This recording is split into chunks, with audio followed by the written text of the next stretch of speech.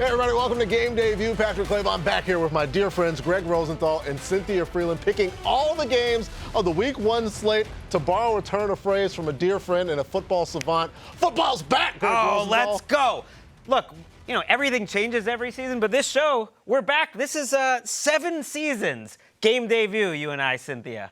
Let's go. I can't believe it's already 7. That feels very special. That's almost 10. And we're getting there. This is like the part of the show where Cynthia gets to brag. The music, the whole thing. I'm just happy to be back. Yeah, congratulations to the institution that is this show, which is now, I think, in 2nd grade. So a lot has happened on Game Day View. Let's take a look at our final pick standings from last year. Go ahead and put that digital crown atop Cynthia Freeland's head, winning a triple crown, getting the Super Bowl pick, winning the regular season and the postseason. And now we hear from our ruler and leader after 2024, Cynthia Freeland.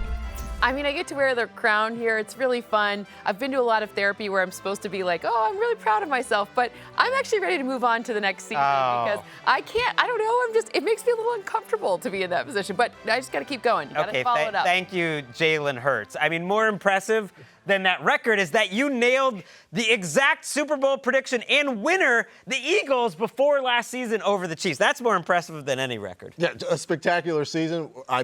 Easily, Cynthia is the favorite. If we're picking, we're going to talk about us picking who's going to win this year. We're going to take Cynthia Freeland. I mean, I did win 2 years in a row before that. All right. Anyway. Had to mention it. So speaking of therapy and wanting to do better, this is how the season ended for the Baltimore Ravens. They squared off against the Bills in the divisional round with less than 2 minutes to go. Mark Andrews dropped the would-be game-tying 2-point conversion. The Bills won by those 2 points, advancing to the AFC Championship. And now it's an opportunity for revenge. A monster rematch Sunday night in Buffalo. Josh Allen against Lamar Jackson, the league's last 2 MVPs going at it on Sunday Night Football. How do you see this one going, Greg? I think it's going to be similar in a lot of ways, including the score. 27-25, except this time the Ravens come out on top for a reason that really was consistent in both Ravens-Bills games last year. It's the running attack of Derrick Henry and Justice Hill. The Bills in the first game had a lot of light boxes, not a lot of defenders up near the line of scrimmage, and Derrick Henry had one of the best games of his entire career. So in the playoff game, they actually loaded the box more than they did almost all season, tripled the amount of defenders in the box, and you know what? They still ended up with 176 yards on the ground. Derrick Henry over 5 yards per carry. Justice Hill was very effective. This is a great 1-2 punch. In the first game, by the way, Justice Hill through the air goes for 78 yards as a receiver. So I just love that whether you want to play with a lot of defenders to try to stop the run or you play back and a little more conservative, either way, the Ravens are going to get theirs. I think they are more consistent because of that running game, and they win 27-25. Not really revenge, though. It's not really revenge because you can't wipe away what happened. Obviously, the way that the game ended was exceedingly disappointing for Ravens fans as well as Mark Andrews. But I really think the run game decides a lot in the way that Buffalo approached things, but the pass rush is what forced Buffalo to change things and run the ball more in the playoff game. Because you go back, the pass rush really bothered Josh Allen in the regular season game, pressured in 44% of his dropbacks. That's the 2nd highest in a game against Josh Allen the last 2 seasons. So they come out in the playoffs, pound the rock with 6 or more offensive linemen in the playoffs, 22% of the time. I feel like the Ravens are prepared for both circumstances this time around, and not turning the ball over a multitude of times also helps. I've got the Baltimore Ravens 26-24, Cynthia. Well, I have 26-24 as well, but for the other team. When I'm looking at what goes on with the Bills, you actually brought it up. You said that they adapt. Oh, it's a prime number, guys. Our right first game is prime number. We like this. But here's the thing. You talked about it. They adapted. They added an extra offensive lineman. You know why? Because they wanted that man, Josh Allen, to have the game that he is going to have every single time. He's super consistent. When you're talking about an O-line that can help out, watching the preseason games, Osiris Torrance might even have gotten better, which is wild because he was already very good. So I'm looking at the opportunity here. Which of the pass catchers? Yeah, I don't know. I can tell you what my math forecast. It's not spectacular in terms of top 5 receiving numbers for any single one of them. But I will say that kind of we don't know who it's going to be also translates to what the Ravens have to deal with. Who's it going to be? We do know that Josh Allen has 27 rushing touchdowns over the past 2 seasons, though. So I don't expect that to change. Yeah, expecting both of these teams to be, as long as 8 and 17 are on the field, the Ravens and the Bills will be pretty good. It's time for Who's Eating Good, presented by Applebee's here on Game Day View. Greg, who, in terms of these star quarterbacks, has more total touchdowns, Lamar or Josh Allen? I will go Lamar Jackson. I think he has the easier matchup on Sunday night. When you look at what the Bills did in that second one, and we're going back to it because it was the last game, they were extremely creative. It was a team that had gotten better and better all throughout the season. I think right now is the time to play this Bills defense. Not totally healthy in the preseason, figuring out what's going on at cornerback and safety. Usually that's the bedrock of these Bills defense, and there's a lot of question marks. So I don't think they'll be ready to be as multiple as they were in that playoff. Bobby Babbage, he's calling you out. I mean, Bobby Babbage, who runs the Bills defense, did a great job. Good job, Bobby. I just think he's got a harder job this time around. He's got bulletin board material, does Bobby Babbage. Back in June, Mike Tomlin and the Steelers made a splash, signing future Hall of Famer Aaron Rodgers at 41 years young. He's the oldest player in the NFL. Says he's pretty sure this is going to be it for him, playing football. Pittsburgh hoping A.A. Ron can lead them to their first playoff win since the 2016 season. It is Rodgers and the Steelers kicking things off against his former team, the Jets, and Aaron Rodgers looking for revenge after the Jets wanted Justin Fields more than him. So does he get it, Greg? Oh, I love how you pointed that out. Justin Fields is making more American money this year playing quarterback than Aaron Rodgers. Both these teams wanted Justin Fields more than Aaron Rodgers. That's one reason why I'm going with the Jets, 20-17. Aaron Glenn said in one of his press conferences, "We don't want celebrity quarterbacks here." Wow, like the more you watch football, the more it stays the same. That's what Bill Parcells used to say. It's the exact same quote. Justin Fields might not be a celebrity quarterback, but he's effective. He had his best season as a passer a year ago. I think they're going to focus on his strengths. It's going to be all about the running game. And ultimately, I don't think either one of these offenses is really going to get that much going. But the run game that I trust more is with the Jets and Breece Hall, Braylon Allen, and Justin Fields. Yeah, maybe Aaron Rodgers getting paid in rubles or reals or... I'm just saying, it's kind of wild. It's 2025. Justin Fields out here, the market's telling you he's better. Yeah, Aaron Rodgers is still one of the best quarterbacks in the league at getting the ball out of his hands very quickly. The problem is he had the 4th lowest completion percentage in passes that were thrown under 2.5 seconds. He joins a Steelers offense that actually had a couple of high-scoring games last year. One of those was against the Jets because the field position was very good because Aaron Rodgers was playing quarterback for the Jets. And the union of the Steelers and the Jets is not necessarily something that I'm going to believe in sight unseen because we haven't really seen it. I've got the Jets getting their revenge against Aaron Rodgers 20-16, Cynthia. Well, I guess we're just going to sign up for is this whole show going to be prime numbers? We'll see. Bleep, bloop, bleep, bleep, bloop, bleep. Steelers fans, please back me up on this one. I have a 2-point win for Aaron Rodgers and the Steelers. It's 21-19. Let's just talk about Aaron Rodgers for a second. But did you guys also forget Elijah Vera Tucker's not going to be? He's out for the season. That could be a problem for the Jets. But in this particular matchup, I'm watching Aaron Rodgers and I'm thinking about, okay, Jonnu Smith there. You know what those tight ends do for Aaron Rodgers? The answer is a lot. I think this is a situation where Aaron Rodgers is going to have what I'm going to call a mid-season, meaning his stats are going to look mid. They're not going to look anything like they looked those MVP seasons when he was a Green Bay Packer, but they're not going to also look kind of like what you were talking about with those quick passes not working. He also threw the 5 interceptions on those fast passes last season. It's not going to look like that either. It's going to be somewhere in between, and that will be just good enough in this matchup to best the Jets. All right, the Steelers signing Rodgers was one of the most newsworthy stories of the offseason. I say was because a couple months later, the Packers and the Cowboys made the biggest trade I can remember. The pride is still up this week. The pride is still up. Hey, Charles, the pride is still up this week. Here comes Parsons. Parsons runs him down and cuts the ball off. He's sacked again. Wow. Again, another turnover. Another stop, D. I mean, he exploded, and Bryce Young never had a chance. When he gets going like that, it is literally like he is hunting. You're really my favorite player. Come on, bro. A look at the odds to win the NFC North, according to our friends over at Caesars Sportsbook. The note at the bottom, odds subject to change. That's because they did when Micah Parsons got traded to the Green Bay Packers. Now right there at plus 180, right behind the Detroit Lions to win the NFC North. And the two favorites in the North squaring off Sunday in Lambeau. Cynthia, your Lions looking for their fourth straight win in Green Bay. Do they get it? Yes. By the narrowest of margins, 24-23 is what my math says. Don't be tricked by recency bias. You know what that means? That means that Micah Parsons being traded is a big deal, but sometimes so too is Aiden Hutchinson returning for the Lions. When you look at this defense, I don't know, they get like 350 people back from injuries last season. Approximately. I think that was the number. I think they had to spend like their entire cap on just injury replacements. But the pace that Aiden Hutchinson was working on last season prior to getting hurt was an MVP level pace. It was defensive rookie or defensive player of the year at least, if not even more, right? So you're watching what happens there and you're thinking about, okay, who has the defense with the back end to support it?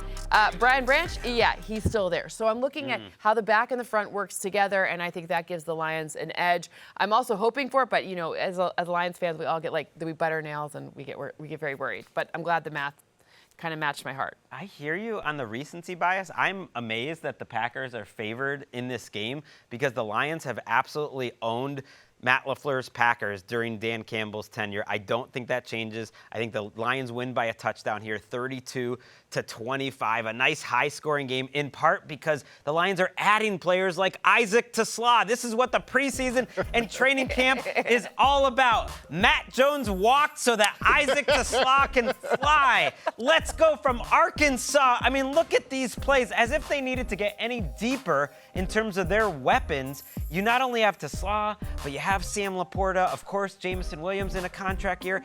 And you look at the Packers, meanwhile, I think they're getting them, the Lions, at the right time of year because the Packers, all their weapons were hurt in training camp. They haven't practiced much together. I think the Lions take training camp and the preseason more seriously. They come out flying usually in week one. Think back to last year when they beat the defending champion Kansas City Chiefs. I think they get the win. I will take a tendency breaker and have our first Straybon of the 2025 season and go with a narrow margin as well, but for the home team, 29-28 Green Bay Packers.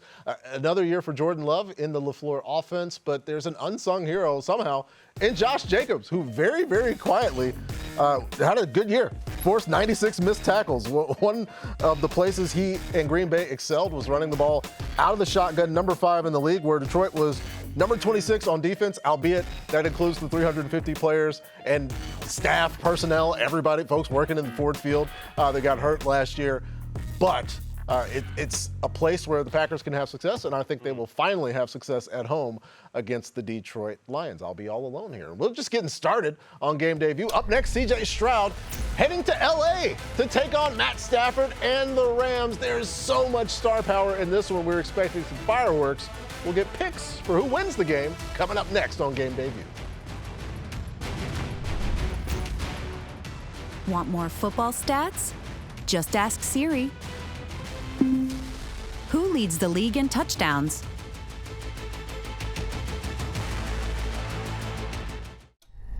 Back on Game Day View with NFL Plus. Keep the NFL in reach. Stream live, local, and primetime games on mobile on the regular season and postseason. NFL Network as well, including 7 exclusive live games, live game audio, and more. With NFL Plus Premium, get more football with NFL Red Zone, game replays, and NFL Pro. Sign up today at plus.nfl.com/network. Terms and conditions apply. Time for Seize the Season, presented by Caesars Sportsbook. As we look at the first touchdown score odds, Kyron Williams far and away leading the game in SoFi ahead of Nico Collins, Puka Nacua, Devontae Adams, and Nick Chubb at plus 900. All those names, all the stars in action. Texans and Rams Sunday at SoFi. Stroud versus Stafford, the youngster versus the savvy vet and champion. What do you see taking place, Greg? I see a lot of defense on both sides, especially the Texans. I have them winning 17-14. Like sometimes it takes the offense to get a little bit going. And there's so much talk about the Rams' young pass rush. The best edge rush duo in the entire NFL is with the Houston Texans, Will Anderson and Danielle Hunter. Like Jared Verse, like they're great, but the Texans sack artists, they finish plays more consistently. And I am a little worried about the matchup, not just with Matthew Stafford's back injury, but with Alaric Jackson coming off these blood clots. We'll see if he plays in this game, but he hasn't been able to practice too often. And then on the other side, it's Rob Havenstein, who's getting up there in years, has had his injury concerns.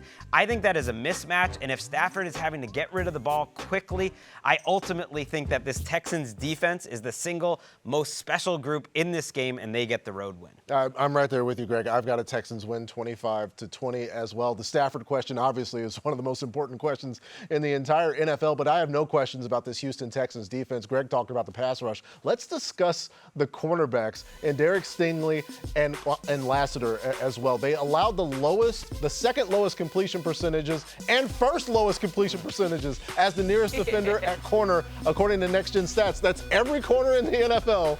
The number one and number two both play for the Houston Texans. Obviously, Danielle Hunter and Will Anderson Jr. have a lot to do with that. But yeah, all four of these guys are on the same team. I'm taking them to beat the Rams this weekend, Cynthia. Well, fire up that prime number graphic. Another home heavy favorite for Cynthia. This is how she wins. I don't pick for you, I pick for me. 23-22 is what I have for the home team here in the Rams. I will say my gut does say a little bit more Houston, but we go by math. I wrote my own code, so it's my own math that we're talking about here. And I want to talk about what happens when you add Devontae Adams to a Puka Nacua offense with a Matthew Stafford and a side of Kyren Williams and all of these other. Number one, it does help figure things out with an O-line with some questions. I've got questions for O-lines on both sides of this matchup. I don't trust the Texans O-line necessarily yet either.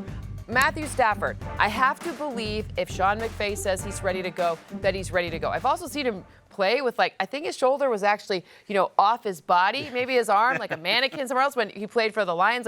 This is a really tough player. Maybe that's later in the season it's more of an issue, but I think in this matchup, even against that horribly difficult defense, I have the home team pulling it out. And I'm starting to get nervous that Cynthia's lead will expand. Or it could be terrible. It could go terribly. It could go a couple different ways. Seize the Season is brought to you by Caesars Sportsbook. New users can bet $1 to boost their next 20 bets by 100%. Must be 21 or older. See Caesars.com/promos for full terms.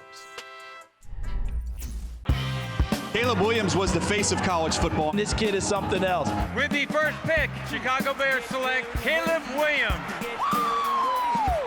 Changing a culture and an identity of an offensively challenged football team.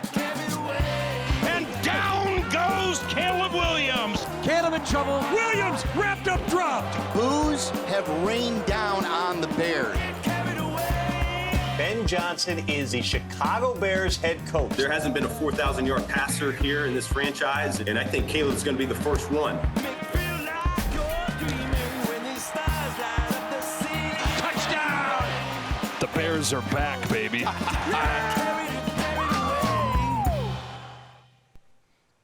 Caleb Williams and the Bears playing host to the Vikings Monday night. J.J. McCarthy making his first career start. How does the Ben Johnson era begin in Chicago, Cynthia? With that crazy old scream of Caleb Williams. Woo! Anyways, Caleb Williams takes this one. It's a narrow, upset home win for the Bears. I have 22-21 in this matchup. Okay, let's talk about Caleb Williams, right? We talked about the interior of the O-line all offseason. For some reason, is that going to be different against the Vikings? I know that defense is good, and Brian Flores is going to bring the heat. We know he's going to blitz. But you know who else knows that? Ben Johnson. And he had a lot of answers for Jared Goff and company against this blitz. Go look at what happens with Minnesota versus Detroit when Ben Johnson was the architect. And I think we're going to get that little scream. I thought I was saved for the draft, but apparently he screams like that. I'm learning things on our show, too. He screams like that all the time. And that's how I'm screaming, and the fact that we're actually on the same page in this one. I have the Bears winning at home by 21-20. It was a league high 57 unblocked pressures for Caleb Williams in his rookie season. That's a record in the Next Gen Stats era for rookie quarterbacks. The timing obviously was all messed up, both on the field and on the sideline for the Chicago Bears. But when things did work out, Caleb Williams was finding Rome Odunze. The two rookies connected in several spots, but watch some of these throws. the timing is still off. Even on the successful plays to Romo Dunze, where he's slowing down, coming back to the ball, just an increase. As Cynthia mentioned, adjusting and having the timing being on point against the blitz, not against the blitz.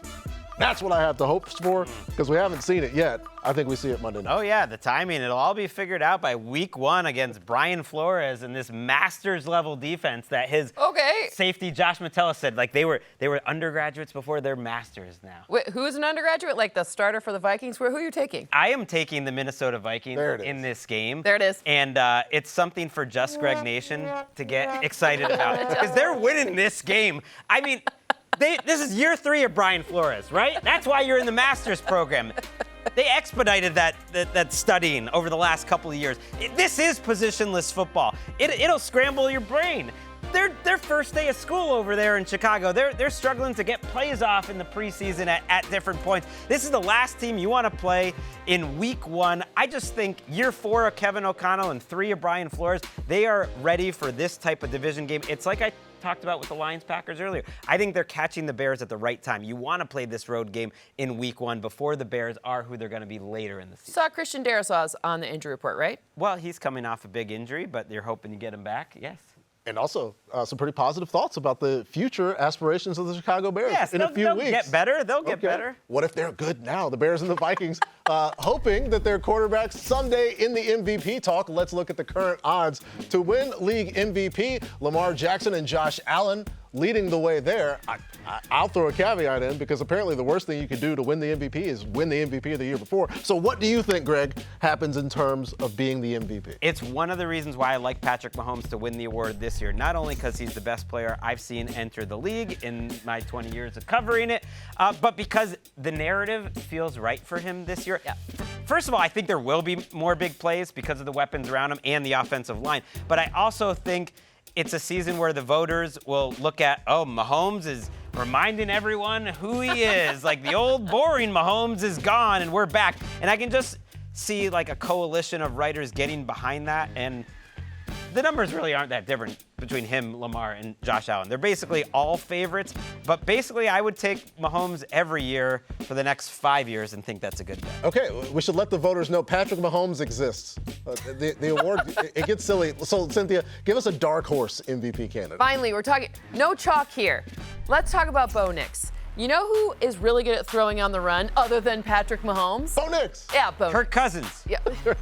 Bo Nix had the most passing yards on the run last season. You know what one of the formulas is for winning MVP? Winning a lot of games, and he's got a great defense. Sure, he plays in the AFC West, which is difficult, and Patrick Mahomes is still there. But if you're talking about a quarterback, which is typically who wins the position, who could be finding himself at honors on the stage, dark horse candidate, Bo Nix. Not a lot of letters, but lots and lots of yards. If this happens, that's it. I'm retiring. Game debut, there is no season 8, it's over. You're going to give me $1 million. All right, so if you like the stray that Greg fired at Kirk Cousins, we got direct shots coming up. Michael Penix Jr. and his rocket arm ready to put the league on notice this season.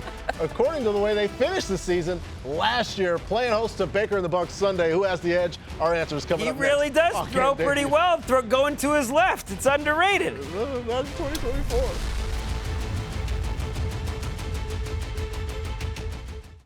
We should be the best in the league. You know, with the guys we got around us, you know, we got a great offensive line as well. You know, those guys work extremely hard in the trenches. You know, with Coach Leffert out there leading those guys, doing a great job with those guys. You know, we should be unstoppable. So that's our goal. We want to be number one in all the categories on the offensive side of the ball.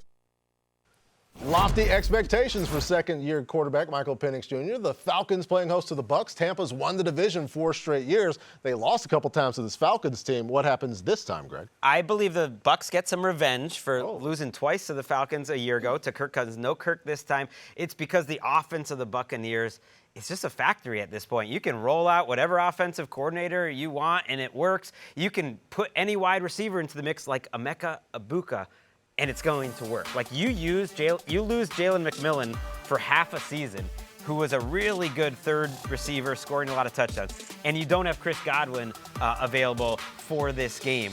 And yet you have a first-round pick because Jason Light, their general manager, is always building depth, and they're really good at developing players. I love the Bucs offense to put them over the top here. Well, I also have the Bucs 26-23. I'm going to talk about their defense and specifically Hassan Reddick. Obviously, you've got some guys out there. This is a Vita Vea show of record. We love Vita Vea on this show. But when we're talking about figuring out how to navigate the O-line for the Falcons, one of the things Michael Penix was talking about was the guys in the trenches in front of it. Well, you got Caleb McGarry. He's not there anymore. So that's going to be quite difficult to stop what Todd Bowles is going to throw out there this season. I think that's going to be a point of emphasis, making sure this Bucs defense is one that is built in the vision of Todd Bowles, which maybe last season it wasn't as much, but tons of pressure this year. All right, I'm glad that you guys had a moderate amount of points. I've got way more points. I got 31-28 because these two teams played absolute calculator games a season ago. And yes, Kirk Cousins played well in those games, but the Falcons actually scored more points, almost 12 more points a game when Michael Penix Jr. was the starting quarterback. And you know what else got better? It was Drake London in terms of his opportunity. His target rate shot up from 27% to 41% with Michael Penix Jr. playing quarterback, and he averaged a full 2 more air yards per target. I think the reason that Michael Penix Jr. is confident about what they can do in year 2 is because of how good they were when he was the starting quarterback, 32 points per game with a rookie in the middle of a playoff race, albeit one that they did not win. I've got the Falcons in this one, and I'll be all alone. Time for us to make some quick picks here on Game Day View. The Panthers and the Jacksonville Jaguars down in Duval. What do you see happening there? One of my favorite picks of the week, the Jaguars to win and cover this game 27-17. I think they've been doing the okie doke with Travis Hunter. They've kept him under wraps, kind of like RG3 when they unveiled him in 2012. Travis Hunter moves different. He thinks different. He is going to win Offensive Rookie of the Year and Defensive Rookie of the Year. I don't know if that's available at Caesars Sportsbook, but put it on the board. He's Shohei Ohtani. There's never been a player like him. He can get it done. Let's go to the Dolphins and the Colts. Danny Dimes is going to be under center for Indy. They kept that under wraps, but you saw it coming. What happens in this game, Cynthia? Their social media team gave it away. Anyways, Indianapolis wins this one by 2 points, 26-24. The injury report for Miami is weird. It's long. We don't know what's going to happen with it as we're sitting here right now. But one thing I do know is that Jonathan Taylor, he is consistent. If you look at those 10-plus yard rushes, even with their O-line last year that had some questions, he still did it at such a high rate. He had 31 of them last season. I think he could match that or best that this season, especially with Danny Dimes not kind of vulturing his rushing yards. All right, I'll take the last one, the Cardinals and the Saints, and I will take the Arizona Cardinals. We are all in unison in that. Meme us away, Saints fans. But let's discuss Alvin Kamara, because I understand the odds makers' confidence in this game and the Cardinals being favored. But for a team that was number 28 in rushing efficiency on a defense a year ago against the Saints team that I feel will lean heavily on Alvin Kamara in the game, with Kelvin Banks playing in his first career NFL game, Talisi Fuaga on the other side being a very good run blocker. I don't think they're going to have Banks in a whole bunch of pass protection situations for Spencer Rattler. So they run it, keep it close, but I do have the Cardinals getting the win in the Superdome against the Saints. Still to come, Jaden Daniels took the league by storm last season. Will there be an encore? Are the Commanders going to roll Sunday against the division rival Giants, or should they be on upset alert because they won't try hard enough against the Giants? We'll find out what we think coming up next on Game Day View.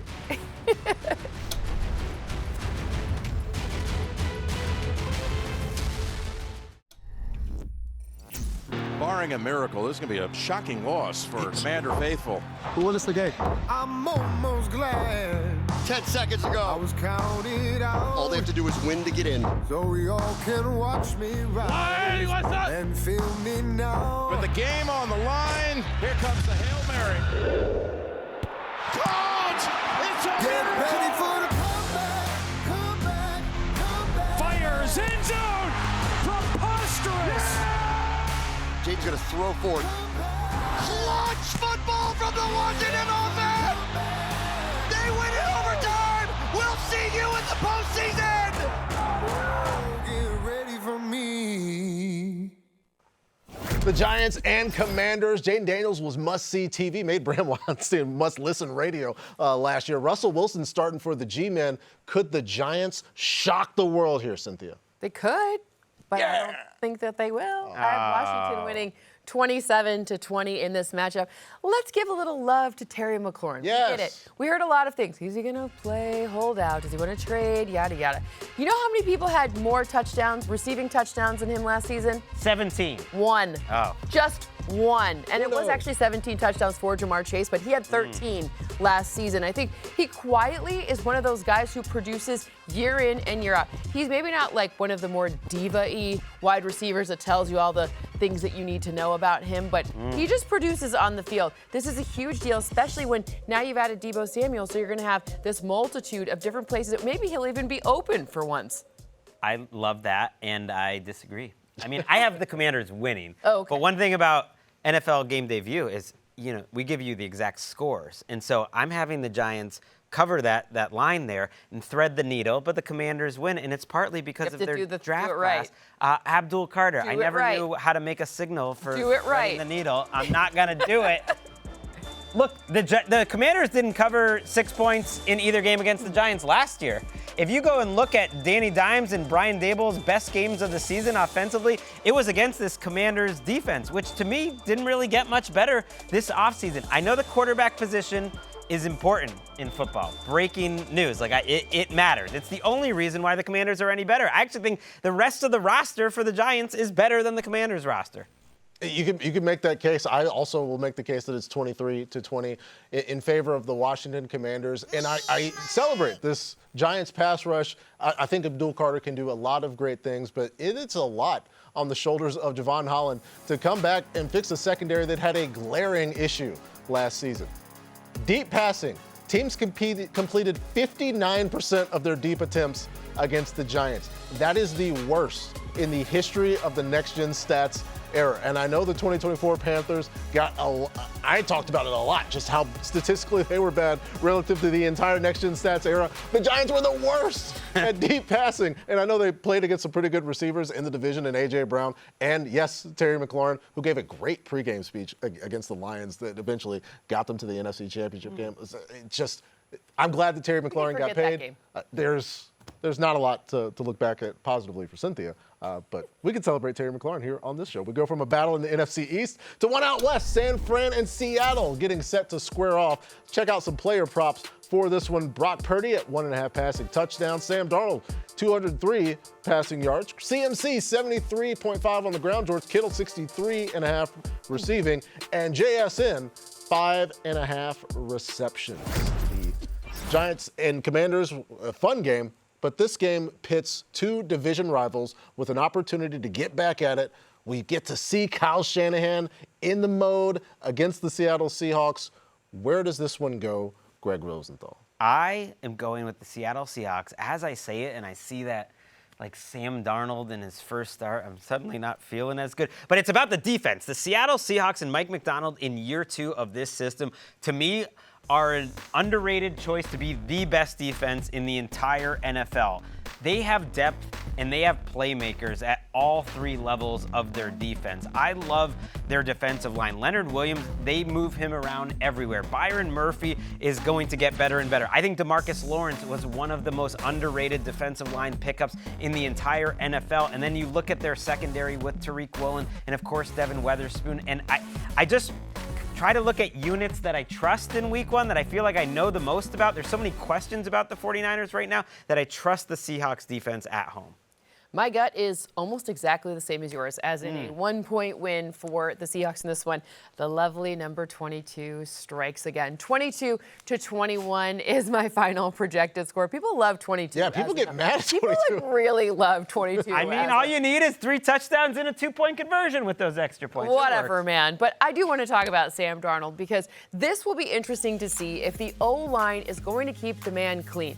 Sam Darnold had an expert season last year until the end when Christian Darrisaw went down, and then we saw what happened with a lot of pressure. Okay, moving on, let's figure it out. And I think that this offense is primed to put him in a good situation, to be better along that front, just better enough. It doesn't need to be the best O-line ever. It just needs to be better enough than it was last season and put Geno under a lot of pressure. So Sam Darnold, to me, this will be a really interesting test. Obviously, we got a Bosa coming for his life. But other than that, I'm very curious to see who we're going to. To me, the West, the NFC West, it's very, very close, and one of those teams is going to sneak into the playoffs that we aren't expecting. Yeah, I'm echoing your very, very close sentiments, including the 1-point game, except I have the 49ers winning this game 20-19 on the strength of their quarterback, Brock Purdy, who has never lost playing in the division against the Seattle Seahawks. In fact, he is 5-1 total against the Seahawks through his career.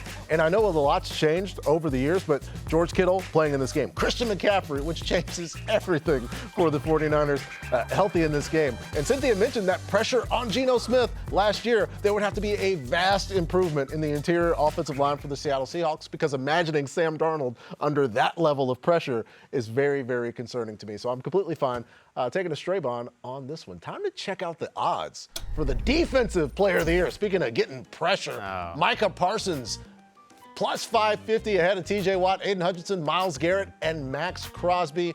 Greg, who wins the Defensive Player of the Year for 2025? This is no fun. I didn't know that he was the favorite, but it makes sense that he's the favorite, not just because he's on a new team and getting a lot of attention, because he's the best pure pass rusher, I think, to enter the league in the last 20 years. Like, he is that good. He has the most pressure since the day he walked into the league. He was a Defensive Player of the Year runner-up 2 times, including his rookie season, and he came in 3rd place another time. So he is at that level where I just pick him every year. He is the closest thing I think we have to Mahomes on the defensive side, and I do like the fact that he hasn't won the award before. He's been so close time after time after time that I think they'll want to give it to him if he has a great season. Yeah, so close for years. We'll see if he does it this year. Speaking of years, you got that barbecue sauce in your fridge that's been in there since 2021.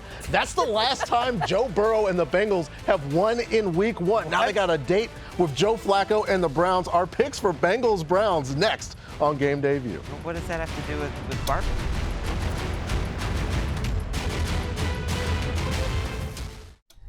This Sunday, September 7th, you can get NFL Red Zone from NFL Network for free. That's right, see every touchdown from every game this Sunday afternoon for free. Go to NFL.com/RedZone free preview and check your local provider for details.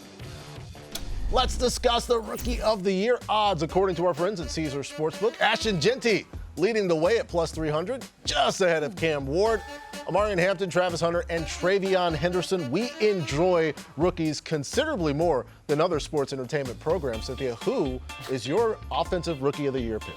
Well, I was hoping you'd be a little bit further down on the board, but I'm looking at Cam Ward for a number of reasons. This week could be a tough test against the Broncos defense. Okay, but if you're looking at trajectory going up and to the right, as in getting better every single time behind a Callahan-led improved O-line with a run game that I actually think Tony Pollard's underrated. I think this will be a situation where at the end, come the end of the season, we're like, Cam Ward's that dude. He's already a captain. They have to tell him not to come in so early because he gets there at 5 in the morning. They've had to tell him to sleep in a little bit longer. So I'm going Cam Ward. Yeah, I love that. Staying at the facility. It's time for quick picks here on Game Day View. Speaking of Cam Ward, he and the Titans have a pretty tough matchup. Welcome to the NFL. Here comes the Denver Broncos. Does the rookie get his first win, Greg? No way. I like the Broncos this week, 24-11, and I like them as my survivor pick this year, or this week. Because this Titans offense, to have to go up against the Denver defense, that's tough. But hey, the Denver offense also has great depth and continuity, especially at the wide receiver position. Sean Payton loves to compare, his players to old Saints, and it's true. Yes. He compared Pat Bryant, his rookie, to Michael Thomas. Yes, he did. Okay, how about some other wide receivers not named Courtland Sutton? Troy Franklin had a big-time preseason, and people talking up his ability. Don't forget Evan Ingram. Maybe he's a little Robert Meacham. How about Evan Ingram out there making plays? He's definitely not Jimmy Graham, and he's not really Taysom Hill. I don't know who the comp is. Maybe like a smaller Marcus Colston. But either way, they got a lot of weapons for Bo Nix to throw the ball to. All right, yeah, we're Mimas away Titans fans. We're all on the Broncos. Bengals and Browns in Cleveland. Joe Burrow is 1-9 in his career in weeks 1 and 2. Does he get a win here, Cynthia? He does. He'll be 2-9. Well, I guess we'd have to see what happens the second week. But I'm looking at something that is very unsexy to say about a team that we're hoping passes a ton, myself included. But let's talk about the run game. You got Chase Brown here, and one of the ways to control and get away from Myles Garrett and the pressure is to what? Run the football. You don't want your defense on the field. How do you stop the defense from being on the field? run the football. But I think all season long we'll see Chase Brown. If you picked him up in fantasy, I think you did yourself a massive favor. I think this whole offense is going to be worth having lots of shares in, but I think they're going to run and try to control a little bit more of the pace so they're not having to be like, third and we need a touchdown to Jamar Chase. And yes, Jamar Chase can do that, but let's not need that every single time. And they're trying to stay on schedule season-wise, so they won't have to win 7 of their last 8 to get into the playoffs. The last one I'll take, the Raiders and the Patriots, and I'm actually flying solo here. I am taking Geno Smith in what is not the battle for Greg Rosenthal's heart. He has already said that he is fully invested in the 2025 New England Patriots. I mean, I love Geno too. Okay. Geno too. Who doesn't love Geno? He still loves you, Eugene. Everybody loves Geno. What Geno loves? Throwing the ball to Brock Bowers, who had the 4th highest target rate of all tight ends while getting 611 yards last season. That came after the catch. I think the entire Raiders offense will be better. We're still waiting to see what the defense is going to do. But ultimately, I think they can go on the road and get a win in Gillette Stadium. Coming up, it's time, folks. Get a pen and a pad. Get your AI assistant. No, actually, no. Just write it down. We're making predictions for Super Bowl 60. Cynthia nailed hers right on. Direct hit last year. Can she do it again? There's also a surprise team in the mix. Find out next. You're watching Game Day View. We'll be right back.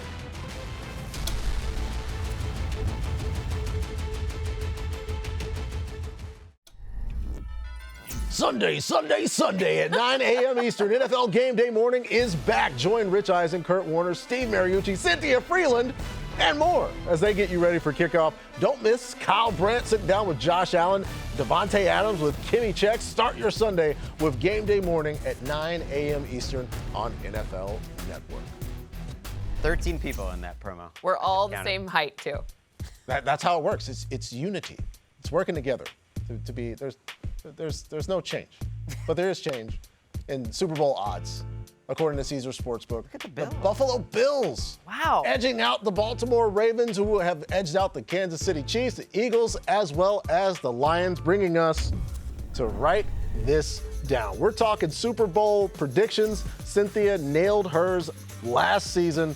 So Eagles over Chiefs, are you going back to the well? What are we doing in your title defense, Super Bowl bid? I mean, I don't like picking the favorite. I didn't know they were the favorite, but the math says Bills over Eagles. Ooh.